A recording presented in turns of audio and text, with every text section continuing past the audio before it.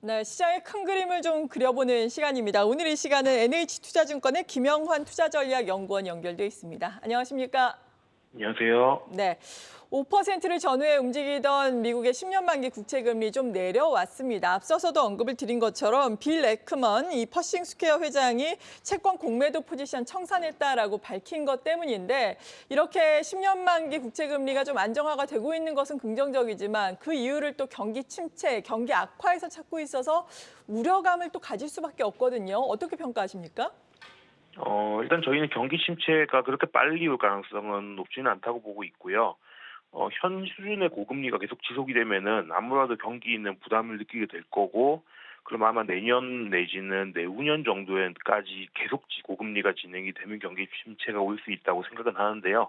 다만 4분기는 경기 침체가 오기에는 좀 너무 빠른 시점 아닌가라는 생각이 듭니다. 어제 빌 그로스가 했던 경기 둔화 증거 얘기가 두 가지가 있었는데, 하나는 그 지역 은행들이 좀 어려움을 겪고 있다. 두 번째는 최근에 자동차 대출의 연체율이 높다. 이런 얘기들을 했었어요. 근데 이건 다 뭐냐면은 변동금리에 노출돼 있는 취약차주들이 어렵다는 얘기인 거거든요. 최근에 미국 저신용자들의 자동차 해부금리 이런 것들 보면 10% 중반 굉장히 높습니다. 그러니까 평균적으로 이건 감당하기 어려운 고금리죠. 근데 하지만 이게 그럼 취약차주 말고 저신용자 말고 경제 전반이 이런 금리 수준을 적용받고 있냐라고 하면 그렇진 않아요. 그렇게 보면은 저희는 아직까지는 저소득층, 저신용 계층 중심으로 점점 어려워지고 있는 건 사실이지만, 이게 뭐 일부 비레크먼이나 빌고스가 얘기하듯이 경기 침체가 임박했기 때문에는 아니라는 생각이 들고요.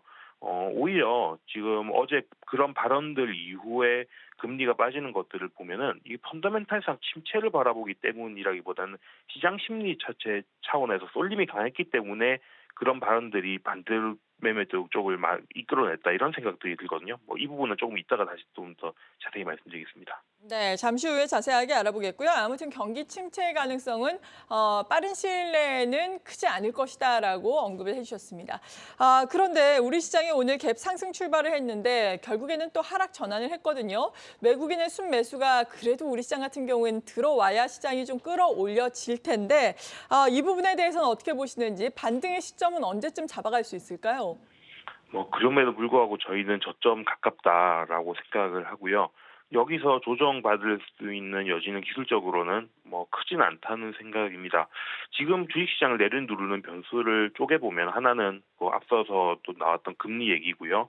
두 번째는 전쟁 얘기 정도일 텐데, 금리와 전쟁은 둘 다 밸류에이션을 끌어내린 요인이긴 하지만, 반면에 주식시장의 펀더멘탈이라고 할 수 있는 기업 이익은 분명히 지금 코스피 기업 이익들은 좋아지는 국면, 추세적으로 회복 국면으로 예상이 됩니다. 이번에 3분기 실적 같은 경우에도 30조 원 넘어설 거로 예상되는데, 그럼 1년 만에 넘어서는 거거든요.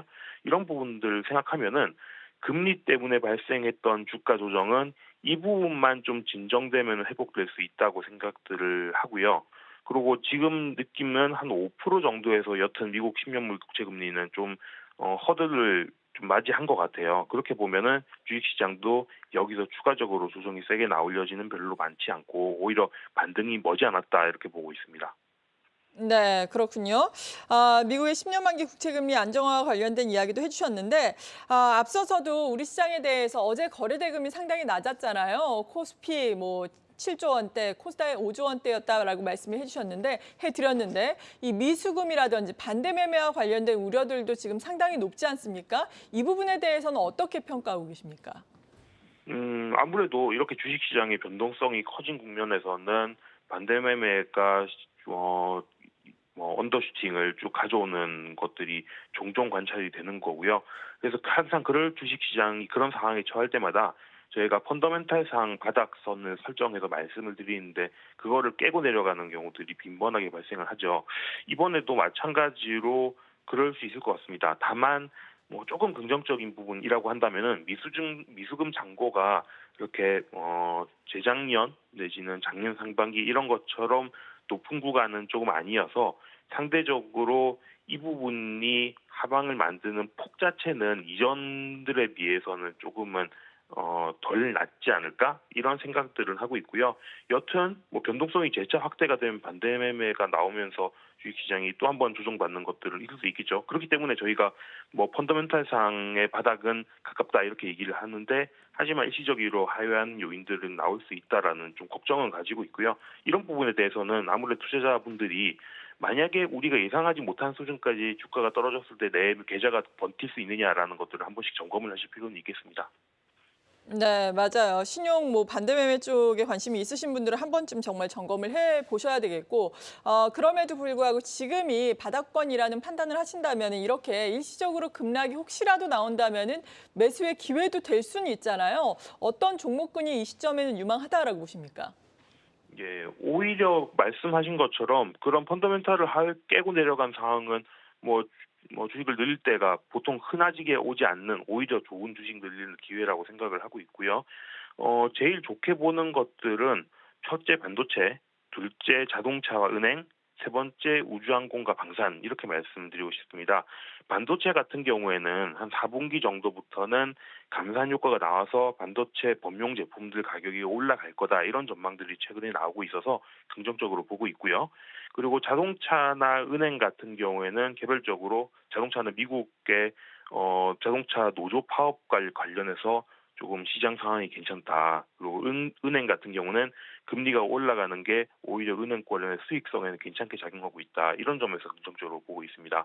그리고 우주항공 방산 같은 경우는 최근에 윤석열 대통령이 지금 사우디 방문을 하고 있잖아요. 이런 데서 MOU와 계약들이 많이 나오고 이런 것들을 보면은 이스라엘 전쟁에도 불구하고 한국이 중동 인프라를 수주하고 이런 것들은 별로 문제가 안 되겠구나 이런 생각도 들고 오히려 이런 지정학적 리스크들이 불거질 때는 방산에 대한 수요는 더 많아진다 이런 점에서 반도체, 자동차, 은행, 방산 이렇게 말씀드리고 싶습니다. 네, 잘 알겠습니다. NH 투자증권의 김영환 투자전략연구원이었습니다. 고맙습니다.